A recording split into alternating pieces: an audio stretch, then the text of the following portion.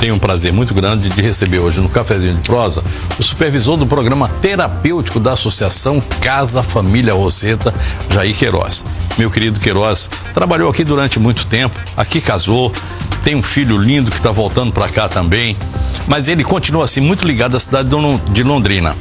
O Jair é um psicólogo de clínico. E a atuação dele, a atual agora, é muito para essa área de drogas. Outra coisa, mestre em Kung Fu, faixa Taekwondo, Muay Thai, tudo.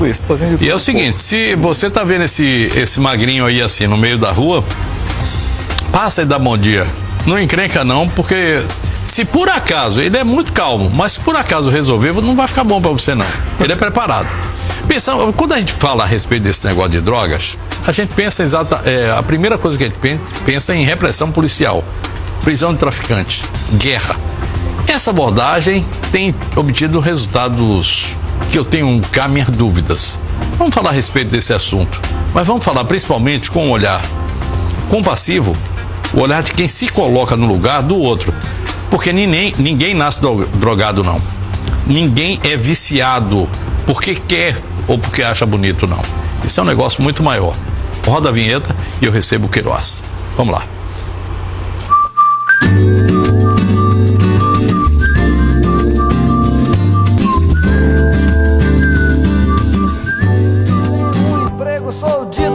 A mesma coisa. Eu parei, do mesmo jeito. Lutava com a molecada, dando porrada. Tem lutado profissional lá tem cara que luta no UFC. Eu treinava com ele. Boa noite aí. Prazer recebê-lo aqui conosco. Jair Queiroz. Agora virou Queiroz, né? Tem 6 anos que você virou Queiroz lá em Londrina. Londrina. Em Londrina, o meu pai foi homenageado lá em Londrina e se tornou nome de rua. Porque ele era um dos pioneiros lá da história de Londrina, né? Da época do café. E aí eu tava me lembrando aqui, você me falou que morava ali na Vila Brasil. Sim. Na Vila Brasil mora minha sogra até hoje, né? Fomos vizinhos lá. É verdade. Eu cresci ali por aquelas ruas ali. Uhum. Pois é, então, e lá o meu pai era conhecido o seu Queiroz e tal, e acabou que eu voltei para lá e lá me tornei Queiroz. E há 6 anos só, até o perfil do Facebook é Queiroz, né? E de psicólogo, então Queiroz Psi, pronto, quem quiser procurar tá lá também, né? Queiroz, você saiu daqui do Brasil, foi para a Itália, fez contatos, e você tem uma pessoa aqui que tem um relacionamento com a Casa Família Roseta, que é o atual Procurador-Geral do Ministério Público, doutor Ayrton Marinho. Quer dizer, nós fomos juntos para a Itália. Vocês foram juntos para a Itália. E vocês agora têm assim um relacionamento. Eu acho que a gente ganha muito, a Casa Família Roseta ganha muito com você, e a gente ganha muito com você também no enfrentamento. Eu não gosto de falar do enfrentamento às drogas, não. Eu gosto de utilizar outro tipo de termo. Da abordagem, tá? A gente precisa abordar as drogas de uma outra forma. Porque a repressão policial simples e pura, essa história do traficante, de prender o traficante, prender o aviãozinho, essa coisa foi embora, né? Nós perdemos essa guerra, né? Na verdade, a política de combate às drogas, essa tão propalada política de repressão, de guerra às drogas, já completou 106 anos. Né? 106 anos. E em termos de políticas públicas, eu acho que talvez foi a que menos produziu resultados até hoje. Né? Tanto é que nós estamos vendo aí a situação das drogas hoje no mundo. Isso me leva a fazer a segunda pergunta já de imediato. Se ela falhou, qual seria a abordagem ideal? Então, hoje é necessário se repensar em tudo. Aliás, eu fui presidente aqui do Conselho Estadual de Política sobre Drogas. Que na época... Você tem curso de segurança pública, né? Sim, eu fiz pós-graduação nessa área. Né? Para mim, a segurança pública sempre teve um viés social. Né? E nunca... não passa exatamente pelo viés policial, no sentido de operação policial, mas pelo viés social, de compreender quais os fenômenos que estão por trás Aquela história da compaixão que eu falei. Ser compassivo, né? Se colocar no lugar do outro. Isso é perfeito. Se você não tem essa empatia com a pessoa com quem você vai trabalhar, com quem você vai olhar, com quem você pretende, enfim, fazer esse pacto, né, para resgatá-lo, enfim, você não faz nada, né? É preciso estar no lugar do outro, é preciso sentir a dor do outro para você saber como é que ele pode sair de lá também, né?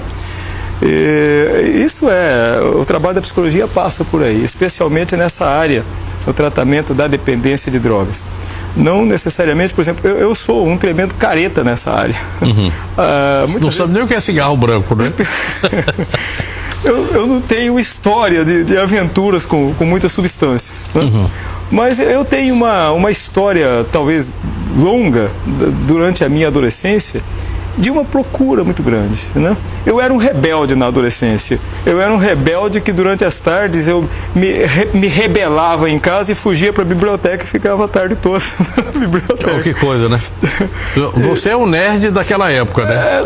Não chega a ser um nerd, mas era curioso. O nerd de hoje naquela época, né? O estudioso. Eu gostava de ler, enfim, e ali eu descobri algumas coisas voltadas para a filosofia oriental, as artes marciais vêm daí também e tal. E nisso busquei por vários caminhos, né? E nesses caminhos por onde eu busquei, que estavam meio voltados às questões da filosofia oriental, até das religiões, enfim, eu encontrei muita gente também procurando e quebrando a cara. Nós estamos falando aí de anos 60, 70, né? Por aí. Dos anos 70. Anos 70. Eu peguei que interessante, 74, havia 75, por aí. essa jogada de cultura oriental aqui em cima. É bem naquela época. Com os Beatles, né? Os Beatles foram lá para aí, trouxeram um guru lá para a Inglaterra e aí espalhou. Pode preparar Beatles aí, que é a nossa praia aqui. E isso realmente, naquela época, toda uma cultura oriental, né? Aí eu comecei a praticar yoga, essas coisas, tudo, me envolvi com tudo isso. Eu creio que daí já começou esse viés também de ligar com a psicologia. Eu tinha um mestre oriental, um coreano, que mal falava português e que também era, e é até hoje, ele pratica um sistema de meditação chamado Maum, pouca gente conhece, que faz uma elevação espiritual em 8 estágios, não sei o que, é cheio de coisa. Mas naquela época ele já era mestre também, professor de yoga e tal, e eu me envolvia com isso. E nos anos 70, muito diferente do que muita gente pensa, que hoje é um problema sério com drogas, nos anos 70 também o problema era sério com drogas, né? Se usavam muitas anfetaminas e usava maconha. Estamos falando dos anos 70, mas os anos 50 também era assim? Também era assim, hoje, a Segunda Guerra Mundial tinha muita droga, né? Aliás, não sei se muita gente talvez não se lembra disso. Nas escolas, talvez não se fale disso nas aulas de história muito vagamente. Mas a guerra do ópio, né? Foram 2 guerras do ópio. A Inglaterra impôs, a China tomou Hong Kong e fez ali, se transformou aquilo num antro do uso de heroína. Isso. Né? Do ópio, né? Do consumo do ópio, porque a Inglaterra forçou eles a consumirem o ópio, né? E era um problema na China, escravizou os chineses através do ópio praticamente, só que teve um preço muito alto. Quando os ingleses e os americanos começaram a construir as ferrovias e trouxeram mão de obra chinesa, trouxeram junto o ópio e a heroína que eles tinham levado para lá e agora vem. Que coisa de doido, né? É interessante, e isso a história não fala. Não fala. E a gente conta, é necessário que a gente conte isso, porque quando às vezes a gente fala aqui, olha, o drogado, o viciado, o adicto, ele tem uma dívida, a sociedade tem uma dívida com ele, essa é parte da dívida. Perfeito. E essa parte da dívida, a gente fala, não, mas eu não tenho nada a ver com isso. Isso é parte da história, gente. Nós estamos falando de história. E nós somos sujeitos sociais, né? Se verdade. O preço está aí, nós pagamos juntos, porque tudo acarreta situações que nós não podemos nos livrar. O sistema está aí para nós, né? Somos todos. O que uma instituição como a Casa Família Roseta e outras instituições, mas vou especificamente mais falar dela aqui agora, até porque vocês estão com obra lá, estão fazendo um centro, eu não sei se eu tenho imagem aí, se tiver, vocês, por favor, coloquem aí pra gente, mas em que uma instituição como essa pode ajudar nessa abordagem mais moderna a respeito das drogas? A Casa Família Roseta tem um programa um programa voltado especificamente para nessa área, né, porque se trabalha em várias frentes, né, mas um programa voltado para o tratamento de dependentes. Ele foi pensado para isso, foi estruturado ao longo de mais de 30 anos de história pelo mundo, aqui em Porto Velho já há 24 anos. Né? Um programa que tem dado resultado. É uma abordagem que a cada momento... Isso aí é lá em Ouro Preto do Oeste. Está nascendo numa fazenda, num sítio. E é uma obra monumental, né? Financiamento de quem? Olha, projetos e projetos, parcerias em todos os lugares. O dinheiro sai daqui mesmo. Sabe? Os fazendeiros da região, os comerciantes da região doaram gado para leilão. Cara, o dinheiro que todo beleza. foi construído isso daí com o dinheiro dos empresários, dos agropecuaristas da região. Né? Muito legal. Vai atender, Muito interessante. depois de pronta, vai atender em torno de 100 pessoas. 100 pessoas. 100 residentes. Uhum. Deve começar a funcionar. Essa aí é a estrutura toda. Meu Deus do céu, olha que beleza, cara. Essa é uma obra monumental. Cravada lá no meio da floresta, né, onde ninguém imagina que possa ter E onde é assim, absolutamente necessário. Porque é o seguinte, o agronegócio está chegando aqui e junto com o agronegócio, quem pensa que a droga fica somente aqui na Cracolândia, na rua, tal, não sei o que, não, tá lá no campo também já faz tempo. Faz muito tempo. Faz muito tempo. Tem uma droga lícita, que é o agrotóxico, né, que é usado, que é um tipo de droga. É droga. Mas tem a outra que é ilícita, que é essa que a gente convive com ela aí e que faz com que o cidadão esqueça da fome, esqueça dos problemas, enfim, esqueça não, que fique fechadinho lá no mundo dele. A gente modifica a frase René Descartes, né, quando diz assim, ele dizia, né, penso, logo existo, eu assim, penso, logo sofro. E a droga é uma tentativa de apaziguar o pensamento deformado, né? Então a pessoa consome a droga, naquele momento, pelo menos, ela tem a sensação fictícia de um bem-estar, enfim, e suspende o pensamento que produz o sofrimento. Ou seja, na realidade, a droga, o uso da droga é uma busca da felicidade, uma felicidade plena, porém, que ele não encontra na droga, porque ela é fugidia, né? Ela passa, o efeito dela se vai em alguns minutos ou um pouco mais, e ele volta para a mesma realidade brutal dele, né? Para quem, como eu, trabalhei a vida, uma boa parte da minha vida, 20 anos quase, vendendo cerveja e vivendo na noite, a gente dizia o seguinte, que a noite é mágica e a madrugada é uma desgraça. Pelo amor de Deus, o amanhecer é um cão. É o julgamento da noite. É verdade, é o julgamento da noite. Que é mais ou menos isso que ocorre com o drogado, né, com o adicto. Exatamente. E depois, você tem que ver essas pessoas que chegam ao nível da dependência, porque alguns são usuários ocasionais, sexta-feira. Alguns são sexta-feira, alguns são usuários até habituais e não se tornam dependentes. Embora o potencial da dependência esteja em torno, porque a dependência também é uma indução química.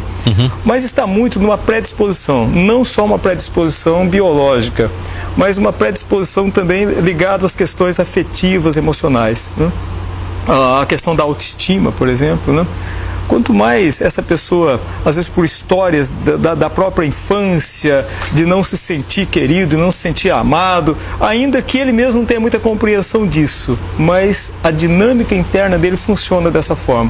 A droga é um bálsamo, parece que alivia tudo, né? É o que eu digo. Aí ela suspende o pensamento deformado, traz uma outra realidade, que é essa realidade que daqui a pouco ela desaparece novamente, ele volta para o mesmo mundo real. Meu Deus. E um mundo insuportável para ele, e assim vai virando uma bola de neve da qual ele não consegue sair mais, né?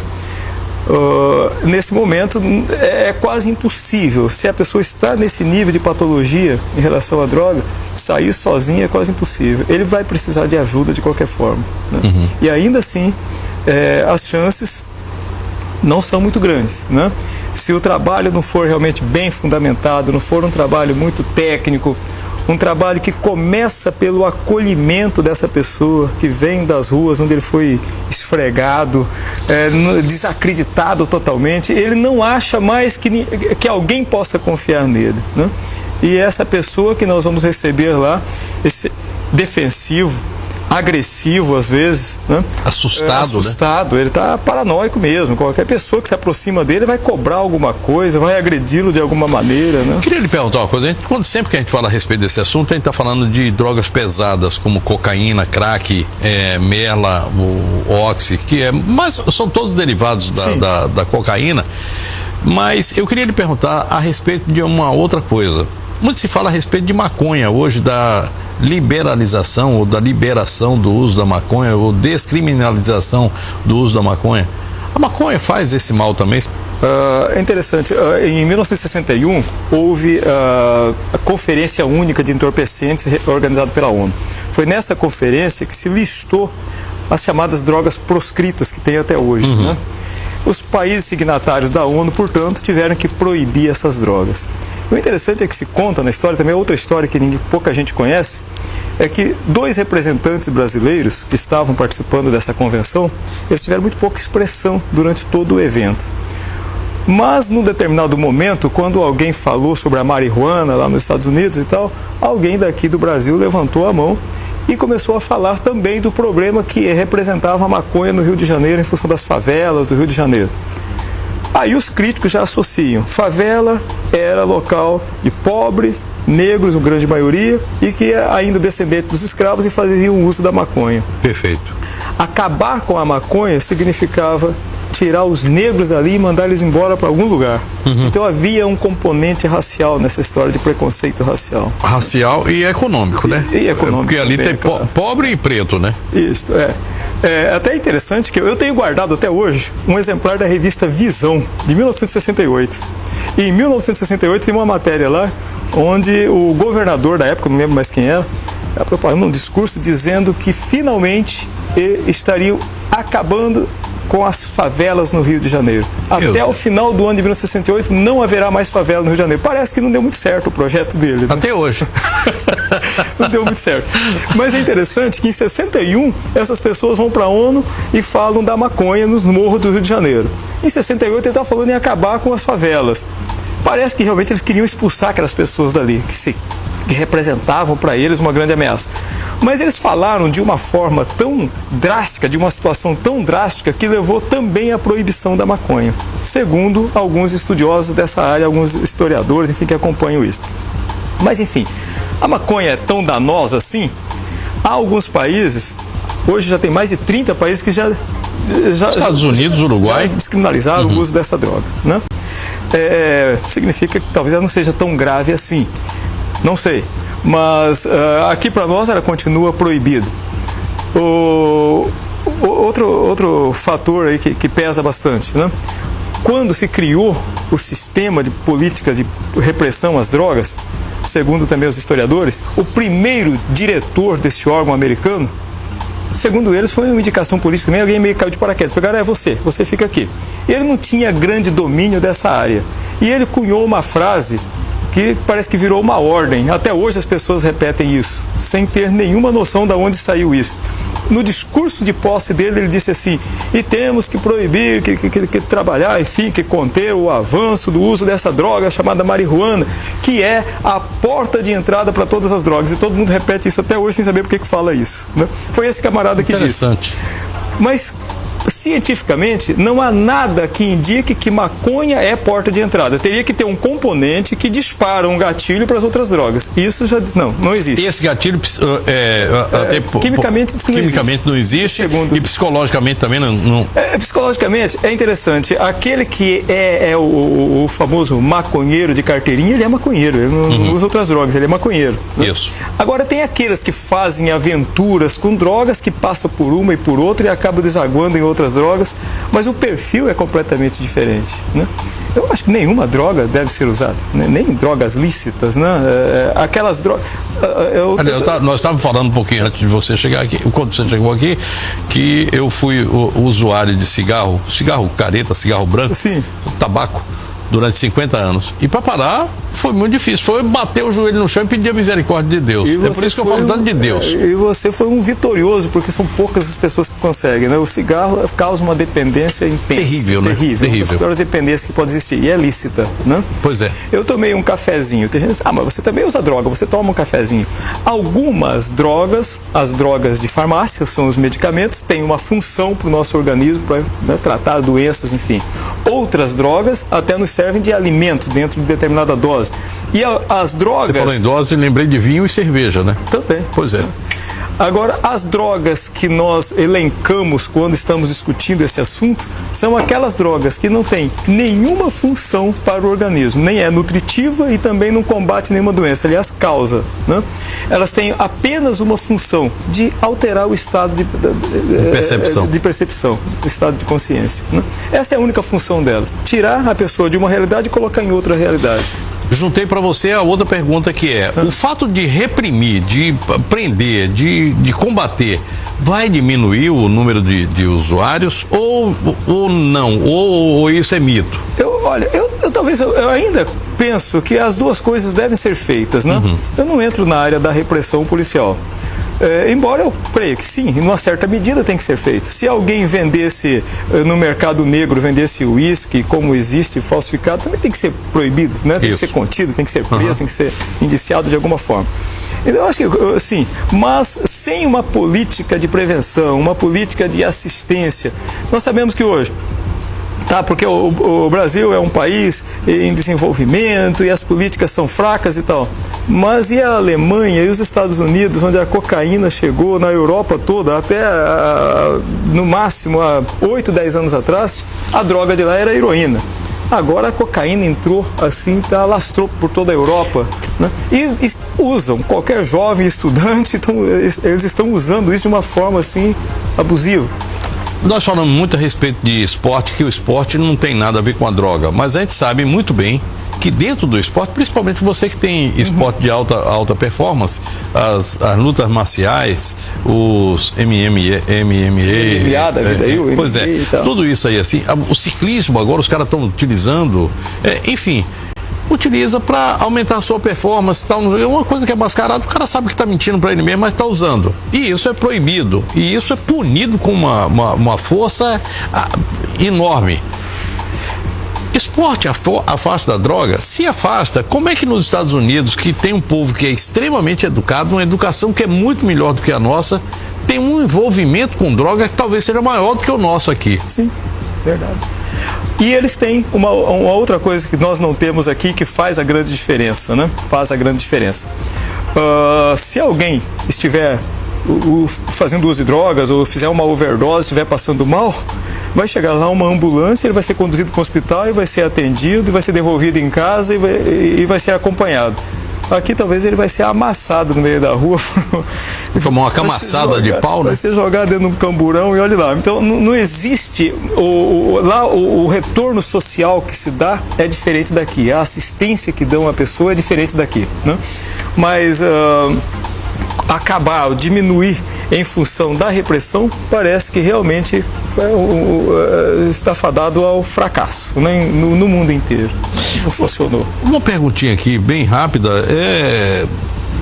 me parece que a resposta é óbvia, mas o fato de vocês estarem construindo uma unidade como essa lá em Ouro Preto, da Casa da Família Roseta, e a gente vê aqui, há poucos dias eu trouxe aqui o pessoal do AA, Alcoólicos Anônimos, gostaria de trazer aqui o pessoal do NA também, de Narcóticos Sim. Anônimos, enfim, a gente se envolveu um pouco mais com essa questão, que é uma questão social, a gente mostrar quais são os trabalhos, os caminhos que podem ser seguidos, enfim.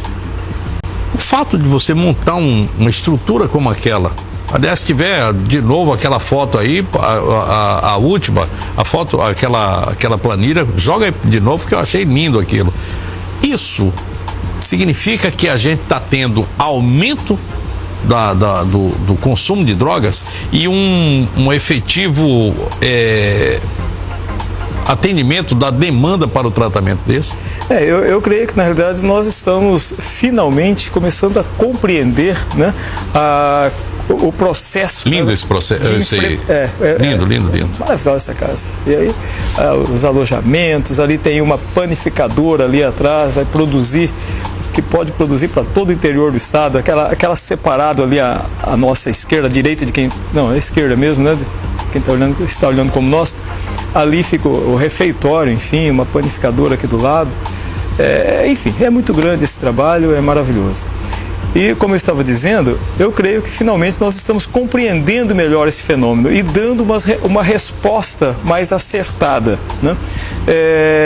Que não é cadeia que vai resolver, que não é prisão, não é porrada, não é nada. Não é porrada que vai resolver, que não é o pai que expulsa o filho de casa. Pelo amor de Deus.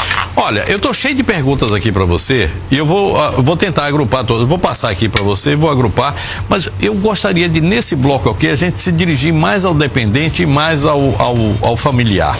Porque, na verdade, a dependência química não é a doença de uma pessoa, é da família toda, né? Dos amigos, enfim, do grupo, né?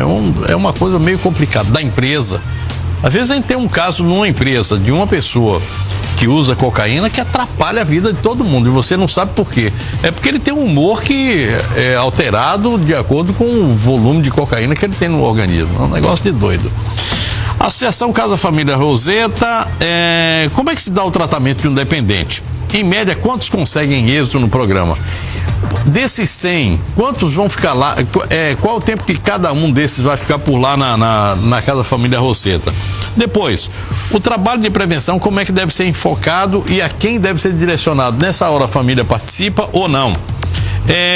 Falamos a respeito daquelas drogas que são mais ou menos pesadas que outras. Eu não gosto muito do termo pesado não, porque qualquer droga é pesada, né? E eu falei muito aqui de álcool, tabaco, maconha, e vou lhe perguntar se lá na Casa Família Roseta, nesse tipo de tratamento, envolve todas essas drogas ou, no caso de álcool, o fumo, tem uma abordagem diferenciada?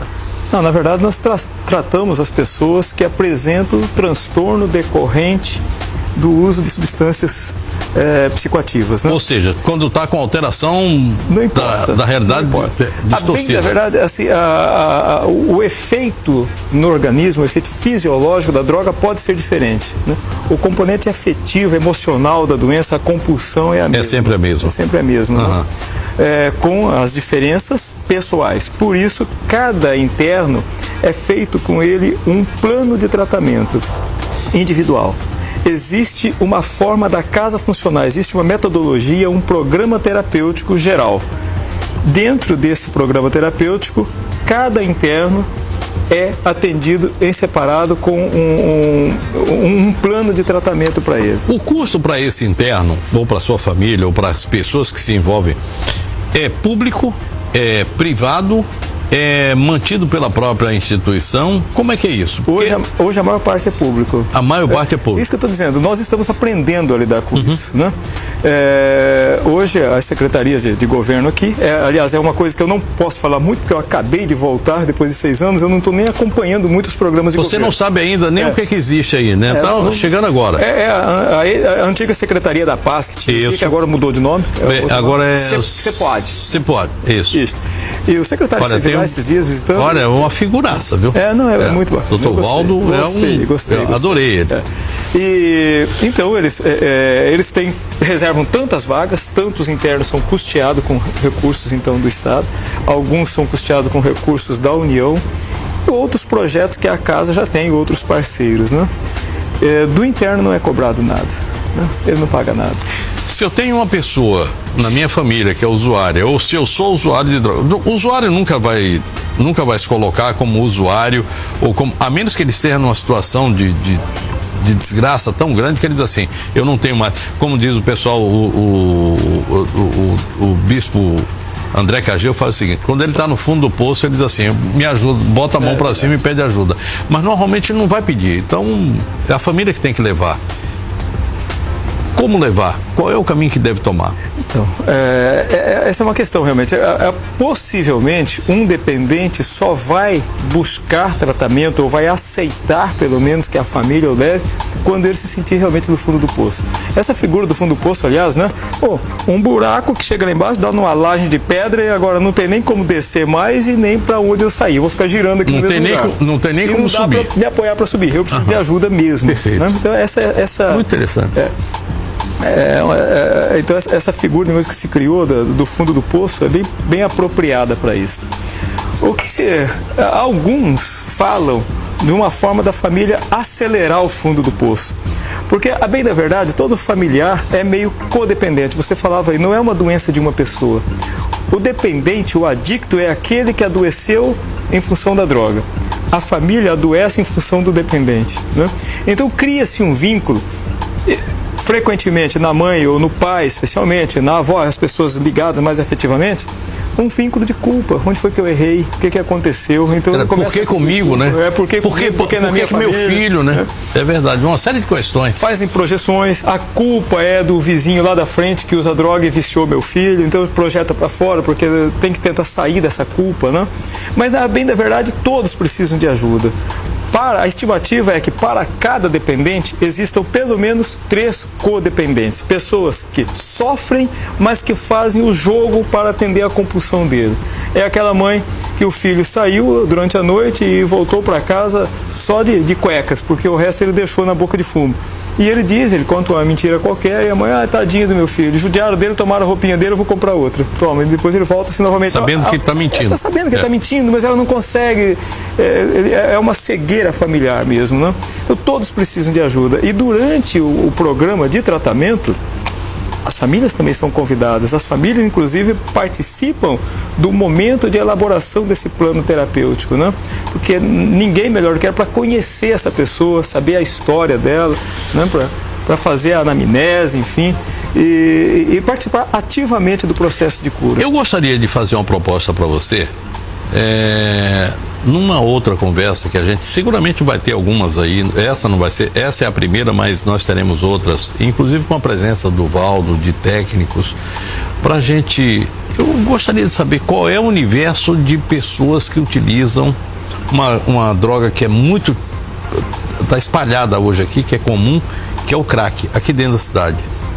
Gostaria de saber quantas pessoas estão nessa vida, quantas pessoas estão vivendo na rua. Porque aqui, nossa cidade tem 400 mil habitantes. Quantas pessoas tem que estão na rua utilizando essa droga?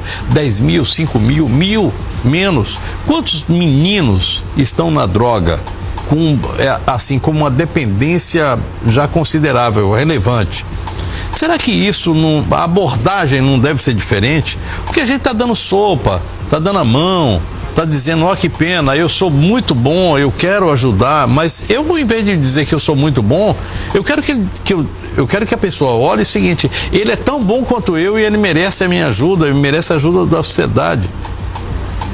Porque o cara que está lá, a gente passa junto dele, ele fede, ele é agressivo, ele tem um olhar gaseado, perdido, e a gente precisa olhar essa pessoa e enxergar aquela pessoa, né? Não, você me fazendo me lembrar, eu tenho um artigo, eu escrevo de vez em quando, a Folha de Londrina, o jornal tradicional do Paraná. Nesses 6 anos que eu estou em Londrina, publicou mais ou menos uns 15 artigos meus. Você acaba de ter um espaço aqui que já foi criado. Eu falei com o Chico Lemos hoje. Ontem à noite eu falei a respeito do espaço para os meus amigos que estão fazendo a transposição. E hoje eu estou colocando para você o espaço para a gente falar a respeito desse assunto, da forma como você quiser, do jeito que você quiser. É o site Gente de Opinião. Gente de Opinião, maravilha, maravilha. Adoraria ter você lá, vai ser uma honra muito grande a gente ter uma pessoa da sua qualidade e tratando de um tema que é tão relevante para a gente. Maior prazer, maior prazer. Então, eu fiz essa contribuição no Paraná, através da Folha de Londrina, que foi replicado em vários sites pelo Brasil afora, vários artigos sobre essa questão do crack, inclusive eu falo do crack aqui em Rondônia, mas sem muitas informações, porque eu saí há 6 anos daqui. Nesses 6 anos, quanta coisa mudou dessa realidade. Verdade, né? É verdade. Quando eu saí, praticamente não se falava de crack aqui ainda. Não, né? Aqui era mela. Era mela, que é prima irmã. A forma de uso é muito semelhante no sentido que a cocaína é fumada, né? Então ela é volatizada, então isso tem uma proximidade em relação aos efeitos, mas de qualquer forma tem sim uma diferença que nós podemos falar em outro momento. Eu estou com o tempo estourado, mas eu precisava lhe fazer uma pergunta. Quanto tempo alguém pode dizer que está curado? Depois de quanto tempo de tratamento alguém pode dizer que está curado de crack, cigarro e bebida? É muito relativo, né? É muito relativo, é muito pessoal. Algumas pessoas podem, passam pelo programa de 9 meses de residência, mais uma fase de reinserção social e realmente conseguem se libertar, né? Outros, depois de, parece que tudo que foi feito já está livre, há 5 anos recai novamente. Então, é muito relativo isso. 9 meses é o tempo. 9 meses em média, não é fechado, mas em média 9 meses como residente. O pessoal já está falando lá comigo, estourou o tempo, mas eu preciso lhe perguntar. qual é o grau de resolutividade? Quem entra, dos 100 que entram, quantos podem voltar? Ou quantos tendem a voltar? Olha, também é complicado dar essa estatística, porque varia muito, mas eu diria que em função talvez até de um aprendizado, à medida que o tempo vai passando, vai se conhecendo melhor o perfil do usuário, né, desde que a Casa Roseta daqui a 24 anos.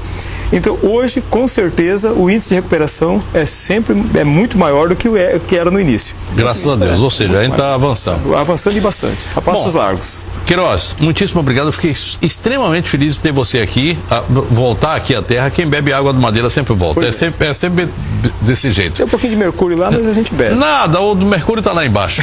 Chegamos ao final de mais um Tempo Real e eu quero convidar você, se você gostou desse tema, entre em contato conosco. 3219-9000, fale com a produção do Tempo Real. A gente pode ampliar dependendo daquilo que você quiser. Se você gostou do programa, se você não gostou do programa, se você quer fazer alguma sugestão, se você quer trazer alguma participação, não importa aquilo que você quer falar. Aquilo que você quer falar é muito importante para a gente. Seja de crítica, seja de elogio, enfim, não importa. O importante é que a gente esteja fazendo um trabalho e que você esteja recebendo esse trabalho e refletindo a respeito dele. Por falar em refletir, eu deixo uma frase para você refletir antes de dormir. A sabedoria começa na reflexão. Quem disse isso foi Sócrates. E faz um tempinho, antes do descobrimento do Brasil. Boa noite, bom sono e bons sonhos. Fiquem com Deus e amanhã a gente volta às 7h30 da noite para mais Tempo Real. Tchau, tchau.